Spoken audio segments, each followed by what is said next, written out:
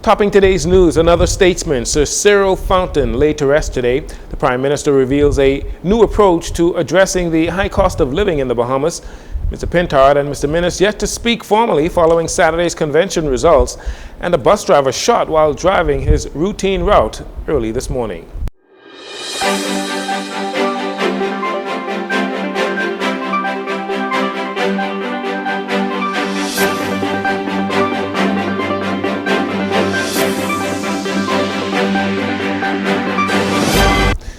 Good evening, Bahamas. I'm Jcn Saunders. This is your JCN Evening News. It is a pleasure to have you join us.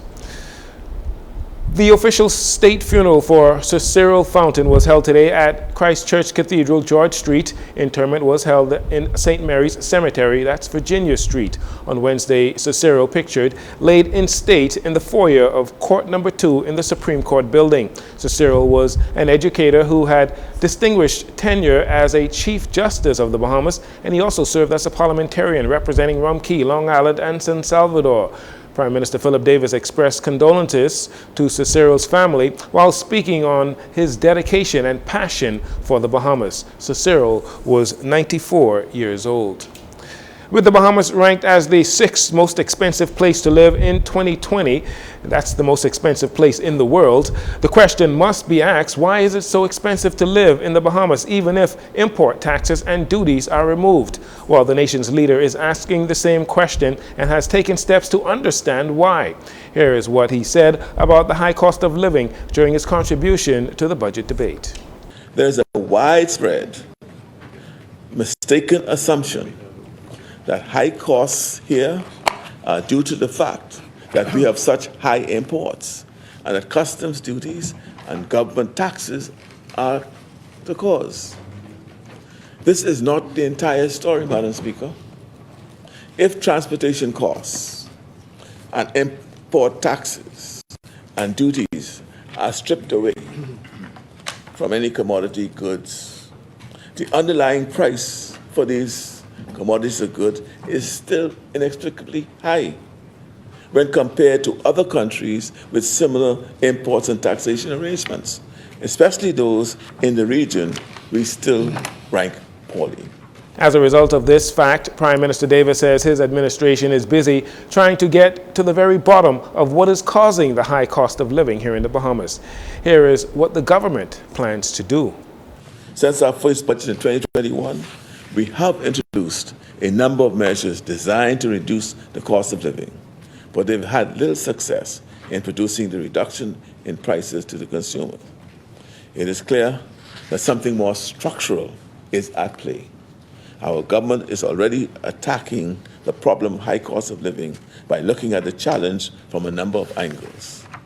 One of the approaches is to reduce the high costs of trade by working through a body that will oversee our country's overall trade environment. We have therefore established a National Trade Facilitation Committee.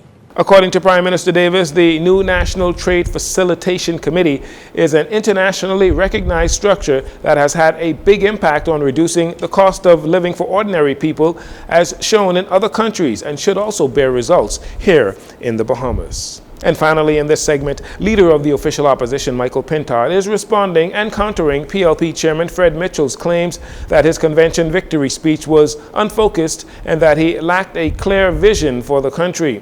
While outside the House of Assembly on Wednesday, Mr. Pintard said he was addressing the government's failures, highlighting the country's many challenges, and discussing how to fix them.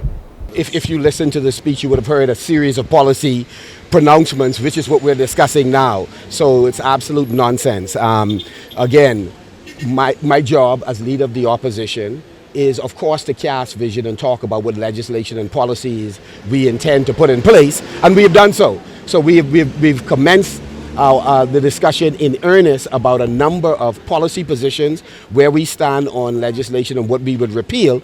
But another part of my job is to critique the government based on promises made, not kept. Coming off his leadership victory over Dr. Minnis, Mr. Pintard says he expects the FNM to come together to form a united front. He is hopeful that Dr. Minnis can put the leadership race behind him and help unite the party.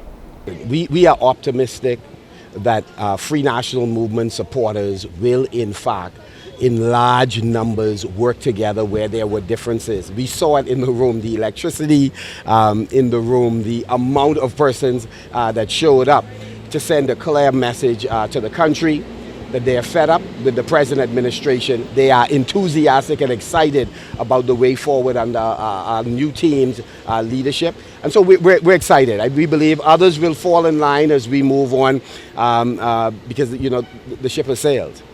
Ironically, Mr. Pintard revealed that at the time that he had not yet spoken to Dr. Minnis since the convention results on Saturday past. The two men sit next to each other in Parliament. We'll take a break here. We'll be right back after these commercials.